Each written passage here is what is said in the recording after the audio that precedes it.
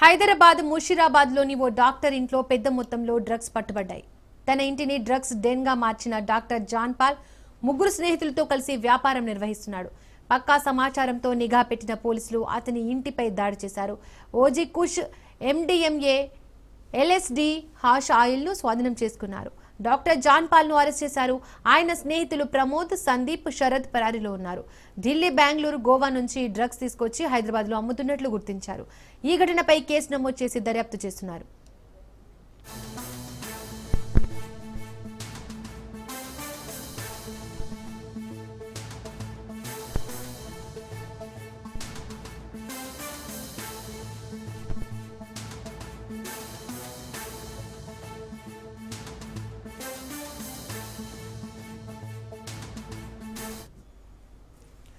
హైదరాబాద్ ముషీరాబాద్ లోని ఓ డాక్టర్ ఇంట్లో పెద్ద మొత్తంలో డ్రగ్స్ పట్టుబడ్డాయి.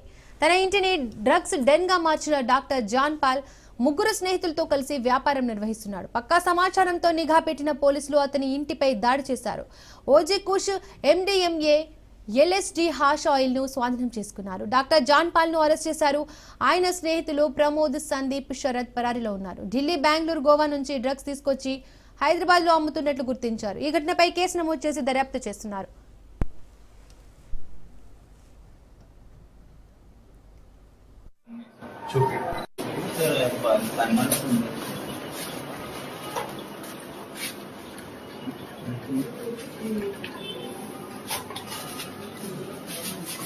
ఏమేమి ఉన్నాయి బాబు చూపి నువ్వు.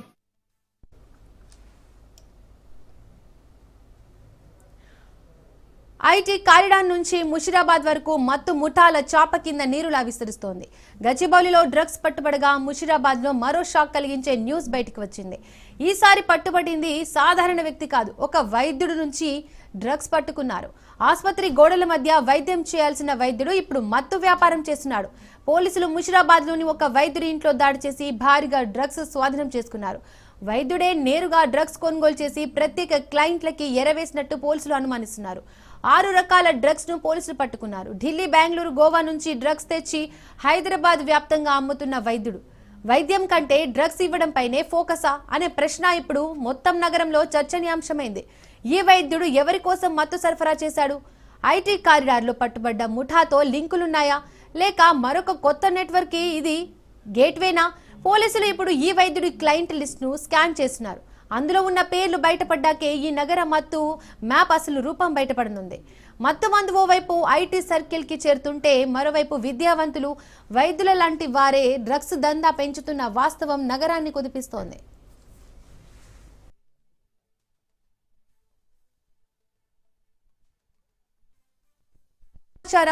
క్రైమ్ బ్యూరో చీఫ్ మధు అందిస్తారు. మధు, చెప్పండి, జాన్ పాల్ ఎన్ని రోజులుగా డ్రగ్స్ వ్యాపారం సాగిస్తున్నాడు? ఈ వ్యాపారం వెనుక ఎంతమంది ఉన్నారు? పోలీసులు అదుపులో ఎవరెవరున్నారు? డీటెయిల్స్ ఏంటి? వైద్యం చేయండి డాక్టర్ సాబ్ అంటే వైద్యం మాట పక్కన పెట్టేసి వైద్యం కంటే ఎక్కువ ఇన్కమ్ వచ్చేటటువంటి డ్రగ్స్ వ్యాపారాన్ని మొదలుపెట్టారు ఈ doctor John Paul. Doctor okay, ఇంకా డాక్టర్ అనాలో లేకపోతే అక్యూజ్డ్ పర్సన్ అనాలో, కానీ మొత్తానికైతే డాక్టర్గా ఉంటూనే డాక్టర్ పని చేయకుండా, డాక్టర్ ఏ పని అయితే చేయకూడదో అదే పనిని చేస్తూ పట్టుబడ్డాడు జాన్ పాల్.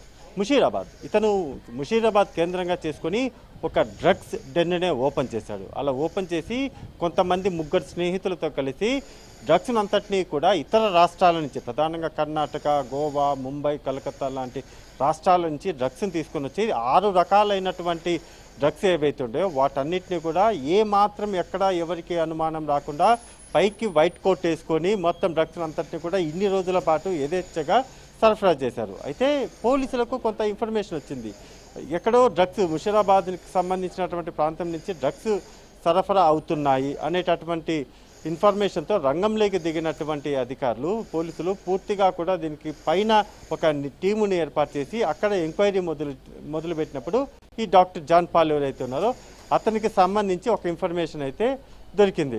ఏమాత్రం కూడా అరెస్ట్ చేయలేదు. మొదట అరెస్ట్ చేయకుండా ఇన్డెప్త్గా డెకాయ్ ఆపరేషన్ అంటారు. అంటే ఇతను చేసేటటువంటి వ్యాపారం ఏదైతుందో ఎలా చేస్తున్నాడు, ఎవరెవరి ద్వారా చేస్తున్నారు అనే దానికి సంబంధించి డెకాయ్ ఆపరేషన్ మొదలుపెట్టినప్పుడు కేవలం ఇతను ఒక్కడే కాకుండా ఇతని వెనక ఒక టీం పనిచేస్తుంది, జాన్ పాల్ వెనక ఇంకొక టీం పనిచేస్తుంది అని తెలుసుకున్న తర్వాత అందరినీ కూడా రౌండప్ చేయడానికి డ్రగ్స్ కావాలి అనే విధంగా ఇప్పుడైతే డ్రగ్స్ అంతటిని కూడా సరఫరా చేస్తున్నాడో, సరఫరా చేయడంతో పాటు ఇతను డ్రగ్స్ ఎక్కడి నుంచి తీసుకొని వస్తున్నాడు అనే దానికి సంబంధించినటువంటి పూర్తి సమాచారం అందుకుని రెడ్ హ్యాండెడ్గా జాన్ పాల్ను అయితే పట్టుకున్నారు.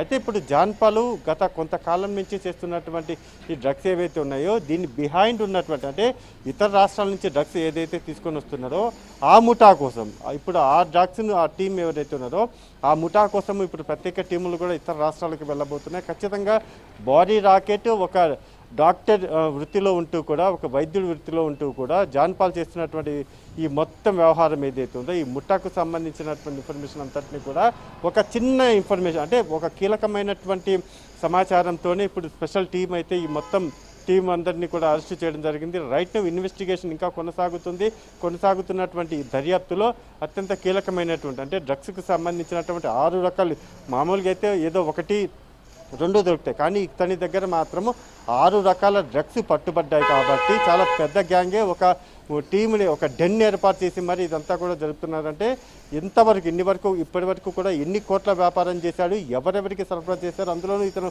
ఒక వైద్యుడి కాబట్టి ఎవరైనా ఇతని లిస్టులో వీవీఐపీలు అంటే సినిమా ఇండస్ట్రీకి సంబంధించి కావచ్చు, లేకపోతే ఇతర రంగాలకు సంబంధించినటువంటి వారు ఎవరైనా ఉన్నారా అనే కోణంలో కూడా ఇప్పుడు బయటికి రావాలి. దర్యాప్తు మొదలైంది కాబట్టి అతని డైరీలో అంటే అతని మైండ్లో ఎవరెవరికి ఇప్పటి వరకు సరఫరా చేసింది, ఎంత సరఫరా చేసింది, ఏ మేరకు ఎంత అమౌంట్కు అమ్మకాలు జరిపింది అనే దాని మీద అయితే ప్రస్తుతం ఇన్వెస్టిగేషన్ మొదలుపెట్టింది. ఖచ్చితంగా కొంతమంది వీఐపీలు కూడా ఈ డాక్టర్ లిస్టులో ఏమైనా ఉన్నారా అనే అనుమానాలు కూడా లేకపోలేదు. దీపిక, మధు, హైదరాబాద్లో ఈ డాక్టర్ డ్రగ్స్ వ్యాపారం చేస్తున్నారనే సమాచారం ఎలా బయటపడింది?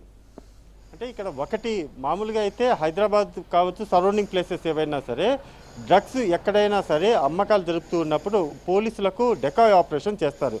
వాళ్లకు గతంలో పట్టుబడినటువంటి ఎవరైతే అక్యూజ్డ్ పర్సన్స్ ఉంటారో అంటే డ్రగ్స్ సరఫరా చేసేటటువంటి వారు ఎవరైతే ఉంటారో లేకపోతే కొనుగోలు చేసేటటువంటి వారు ఎవరైతే ఉన్నారో వాళ్ళని పట్టుకోవడం ద్వారా చైన్ లింక్ అంటారు దీన్ని.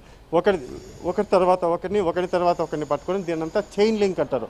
ఆ చైన్ లింక్లో భాగంగానే ప్రస్తుతం ఇప్పుడు పట్టుబడినటువంటి జాన్ పాల్ డాక్టర్ ఎవరైతే ఉన్నారో ఇతను ఇప్పటి వరకు కూడా సరఫరా చేసినటువంటి వాళ్ళలో ఎవరో ఒకరు ఖచ్చితంగా డ్రగ్స్ తీసుకున్నటువంటి ఇతని దగ్గర నుంచి కొనుగోలు చేసినటువంటి వారు ఎవరైతే ఉంటారో వాళ్ళు ఇచ్చేటటువంటి ఇన్ఫర్మేషనే ఉంటుంది. లేదా పోలీసులకు కొంతమంది నిఘా పెడతారు. పోలీసులు స్పెషల్ టీమ్స్ ఏవైతే ఉన్నాయో వాళ్ళంతా కూడా నిఘా పెట్టి ఎక్కడి నుంచి డ్రగ్స్ వస్తున్నాయి, ఎక్కడికి వెళ్తున్నాయి, కర్ణాటక నుంచి వచ్చినటువంటి డ్రగ్స్ హైదరాబాద్కి రావడం, హైదరాబాద్కి వచ్చినటువంటి డ్రగ్స్ ఎక్కడికి వెళ్తున్నాయి అనే దాని మీద చైన్ లింక్గా వాళ్ళంతా కూడా డెకాయ్ ఆపరేషన్ చేస్తూ ఉంటారు. అలా చేసేటటువంటి ఈ ఆపరేషన్లు కూడా ఇప్పుడు డాక్టర్ పట్టుబడ్డారు. ఇక్కడ పట్టుబడినటువంటి డాక్టర్ ఒకటే కాదు, తవ్వుతే దీని మొత్తం డ్రగ్స్కి సంబంధించినటువంటి కొనుగోలు కావచ్చు, లేకపోతే అమ్మకాలు కావచ్చు, వీటన్నిటి వెనుక కూడా బీవీఐపీలు చాలా పెద్ద సమాజంలో పైకి మాత్రం చాలా పెద్దగా ఉంటూ ఏమాత్రం కూడా పైకి అనుమానం రానటువంటి అనేక మంది ఉన్నారు. కానీ దొరుకుతారు. ఈ కాస్త లేట్ అయినా సరే ఏదో ఒక రోజు అయితే దొరుకుతారు. ఇప్పుడు డాక్టర్ ఎలాగైతే జాన్ పాల్ పట్టుబడ్డారో ఇతను ఏ వైద్యం చేస్తూనే ఆ వైద్యం కోసం వచ్చేటటువంటి వారికి ఈ డ్రగ్స్ని ఏమన్నా అలవాటు చేశాడా, లేకపోతే ఇతను సపరేట్గా కూడా ఉదయం అంతా కూడా వైద్యం చేయడము, సాయంత్రం పూట ఈ డ్రగ్స్ అమ్మకాలు చేయడం అంటే కేవలం జస్ట్ బికాస్ ఆఫ్ డ్రగ్స్ ఎందుకు అమ్మకాలు చేస్తారు, డ్రగ్స్ ఎందుకు ఎంత రిస్క్ అయినా సరే డ్రగ్స్ ఎందుకు అమ్మకాలు చేస్తారంటే జస్ట్ మనీ కోసము. ఎందుకంటే చాలా గ్రాముల కొద్దీ డ్రగ్స్ని అమ్మితేనే లక్షల డబ్బులు వస్తాయి వీళ్ళకు. సో అందుకోసం ఎంత రిస్క్ అయినా సరే ఒకసారి మొదలు పెడితే ఈ అలవాటు ఏదైతే ఉందో డ్రగ్స్ అమ్మేటటువంటి అలవాటు వన్స్ అమ్మకాలు మొదలు పెట్టడం, ఆ లాభాలు చూడడము, వన్స్ ఆ కరెన్సీ నోట్లన్నీ కూడా ఏం లేదు, జస్ట్ ఒక 5 నిమిషాలు కష్టపడితే డ్రగ్స్ వెళ్ళి ఇచ్చి ఆ లాభం డబ్బు తెచ్చుకుంటే డబ్బులు కనబడిపోతాయి, నోట్ల కట్టలన్నీ కూడా కళ్ళ ముందు కనబడిపోతాయి. అది ఎవరికైనా సరే ఎంత రిస్క్ అయినా సరే మళ్ళీ అమ్ముతాం, అమ్మకాలు కొనసాగిస్తాం, ఏమీ కాదు అనుకుంటూనే చివరికి జైలుకి వెళ్ళడము, ఇలా పట్టుబడ్డం అయితే జరుగుతుంది. అలానే ఈ జాన్ పాల్ కూడా అలానే ఉంటుంది. జస్ట్ డబ్బులకి ఏమాత్రం కూడా కూర్చొని డబ్బులు సంపాదించడం అంటే ఈ డ్రగ్స్ అమ్మకాలు. కాబట్టి ఏమాత్రం డ్రగ్స్ దొరికినా కానీ వాళ్ళు జీవితాంతం ఇంకా జైల్లోనే ఉండాలి. ఎప్పుడో బెయిల్ అనేది వస్తుందో రాదో ఎవరికి తెలియదు. ఇంకా డ్రగ్స్ అమ్మకాలు దొరికితే మాత్రము జీవితం సర్వనాశనం అయిపోవడమే, ఇంకా ఏమాత్రం కూడా జీవితంలో ముందుకు వెళ్ళడం అనేది జరగదు. ఇప్పుడున్నటువంటి చట్టాలు ఏదైతే ఉందో ఆ చట్టాల ప్రకారము చాలా సీరియస్ యాక్షన్ ఉంటుంది.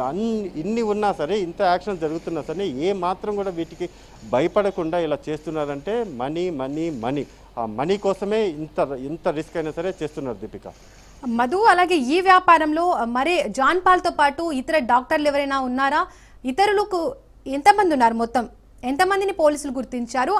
అండ్ ఏ ప్రాంతాల్లో ఈ డ్రగ్స్ సరఫరా జరుగుతోందని గుర్తించారు?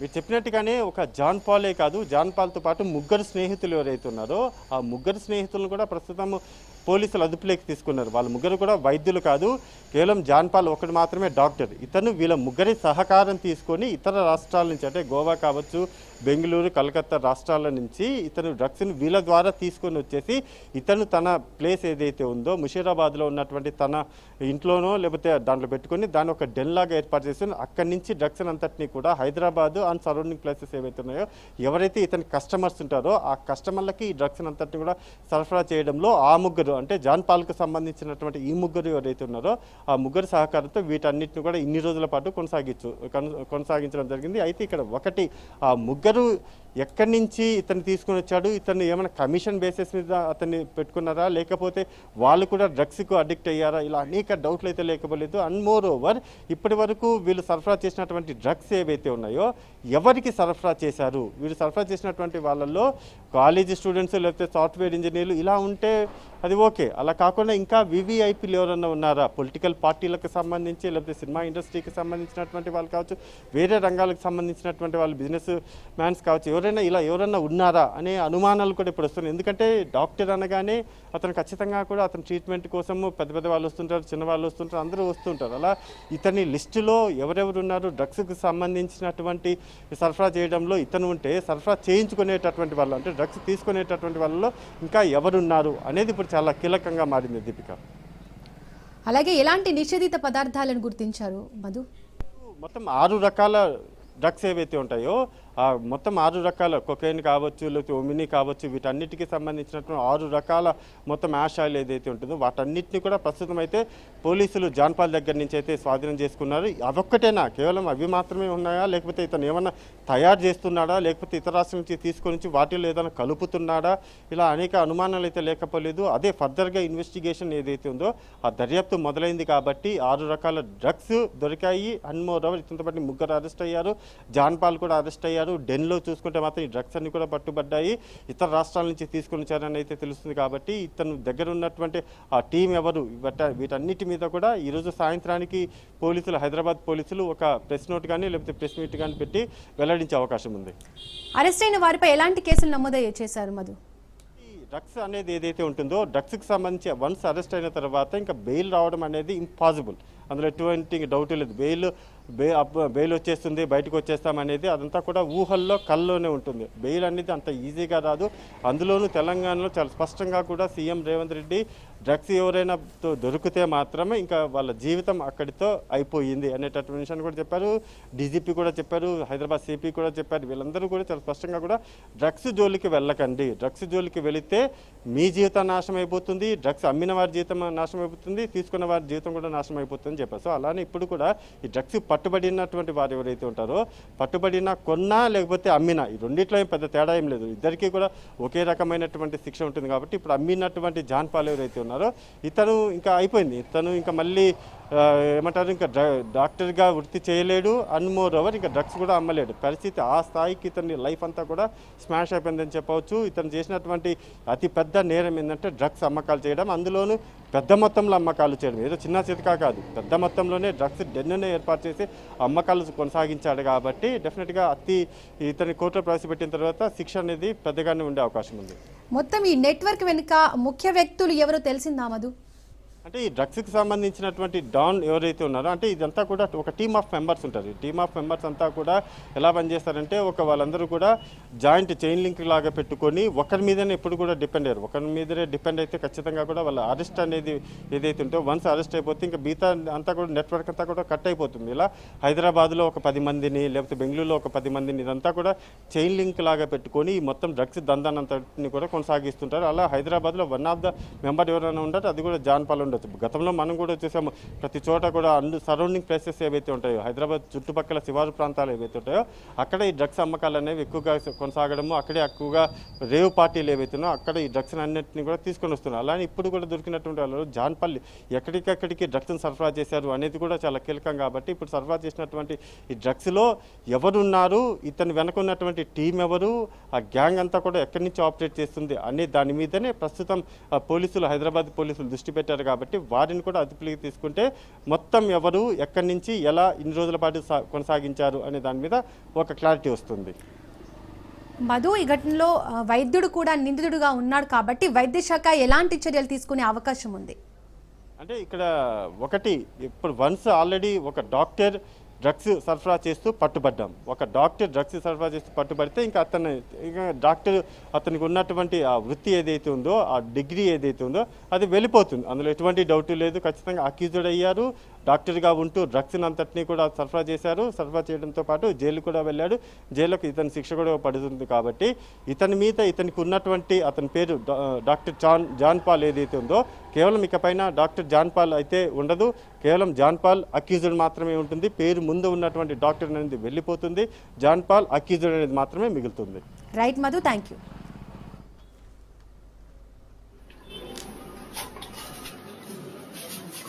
ఏమేమి ఉన్నాయి బాబు చూపి నువ్వు సార్ నువ్వేమో ఓజీ ఎంత ఉంది? ఓజీ ఓజీ హాఫ్ పౌండ్స్ అంటే 14 గ్రామ్స్. 14 grams sir. ఏమైనా ఇదే కదా ఓజీ? అదే ఓజీ సార్.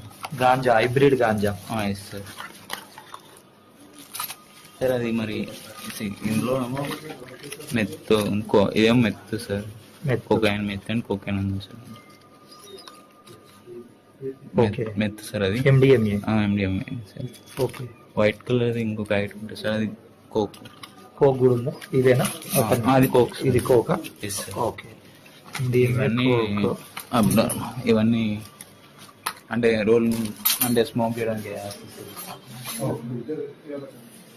అందులో పేపర్స్. ఇదే అల్లౌట్ ఉందా? ఓకే. ఇదేంటిది బాబు? ఇవి టిహెచ్సి గమ్మీస్ సార్. గమ్మీస్ ఏమంటారు వీటిని? THC gummies. THC gummies. Okay. దేంతో ఉంటుంది బాబు అది? సార్ అవి నేను 25. ఇవి ఇవి papers, LSD papers. LSD papers. 4, 8, 10. 10 అందులో అవి వేరే సేమ్ ఎల్ఎస్డి పేపర్సే కానీ డిఫరెంట్. ఎన్ని ఉన్నాయి? 2? ఒకటి సార్. ఒకటి.